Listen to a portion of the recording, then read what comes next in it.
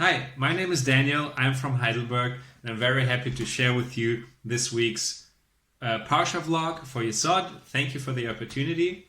This week's Parsha is called Shelach, or Shlach Lecha, as it starts, and it's very interesting. A lot of things are happening. Moshe is picking out 12 leaders from each tribe and tells them to go to the land of Canaan to check it out, to see what's going on there. He tells them, how's the land? How are the people that live in there? Are they strong? Are they weak? Are they few? Are they many?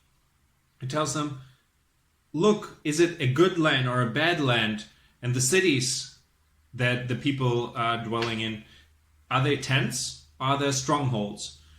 Is the land fat or lean, wooden, or is it not? This is a very clear mission that he gives them that is very fact-based.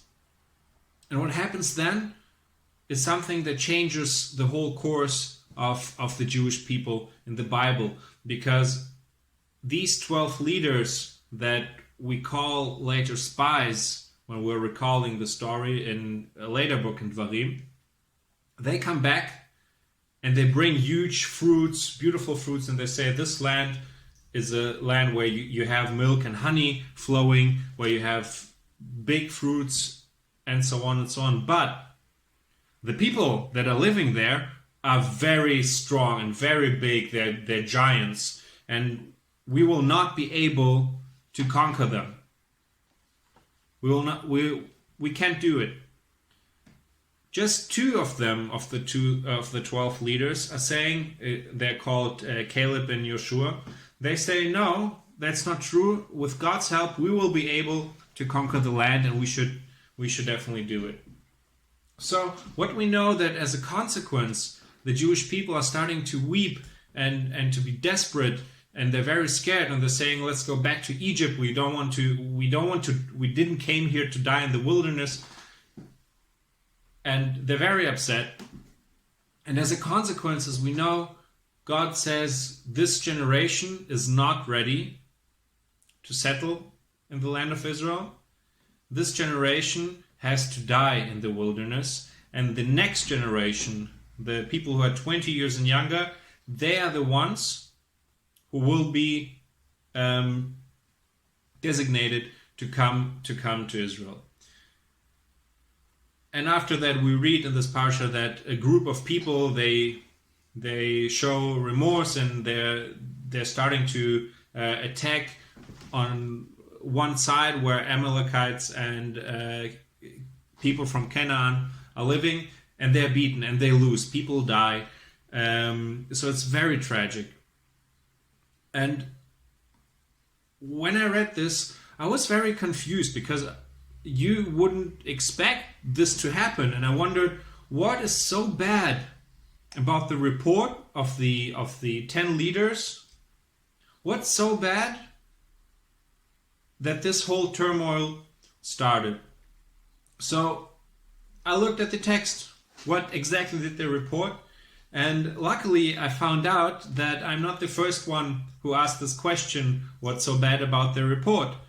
It's very difficult with our history to find a very unique and new question.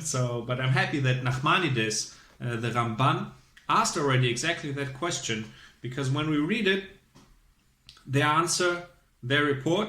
Let's read it together.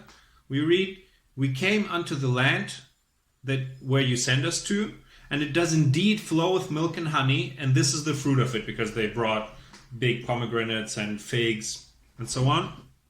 And then we read, nevertheless, the people be fierce that dwell in the land, and the cities are very strongly fortified. Moreover, we saw the children of Anak there. Amalekites live in the south, and so on and so on. So, again, on the first appearance, this sounds like a quite objective answer and report. Nothing to write home about. So then I kept on reading, and I found, while studying this parsha with one of my favorite books to study parashiot with Nechama Leibovitz, I found a very interesting source, a Spanish commentator called Yitzhak Arama, and he's from Spain, and he wrote a very classic word commentary on the Torah called Akedat Yitzchak, and he says that the first part where they say milk and honey and the fruits of the land, they're fine, this is fine. But the second part where they say nevertheless, or however, the people are very strong and dangerous and so on, this is a difficult part. And he gives us a very interesting parable that I want to share with you. He says it can be compared to a man who says to his agent, go to the warehouse and have a look at a talit the merchant has in stock. Examine it carefully for the quality of the wool and linen, for size, appearance, and price, and let me know as I wish to purchase it. So, like Moshe, right? Also gave a very objective mission that is very fact-based. Now, he goes on, if the agent returns and says, I had a look at it, and the wool is pure, it is long and wide, greenish and reddish in color, and the price 100 gold pieces, then he has carried out his mission correctly. He had a mission, he went, he told all the facts. But if he said, I had a look at it, the wool is pure, it is long and wide, but it is reddish and greenish in color, and it is very dearly priced at 100 gold pieces, then he has exceeded the bounds of his mission and become instead an advisor.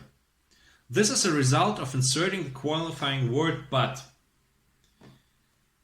And this is very interesting, because Arama says basically, if they would have just come back and just tell the facts as Moshe asked them for, without giving their opinion as leaders that caused the Jewish people to become panicked and very, very concerned and desperate, without that they have fulfilled this mission. But that's not what the leaders did.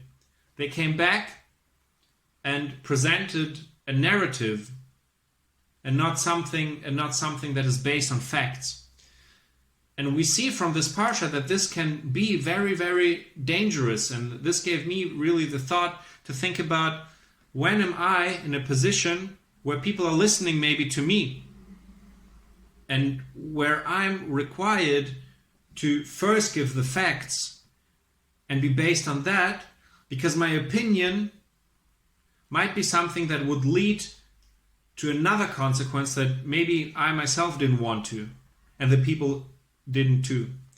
So this is a very small piece that I found quite interesting. It's a very interesting parsha, and I hope this Shabbat you get a chance to read it and maybe learn a bit more. I thank you, Yesod, for the opportunity, and Shabbat Shalom.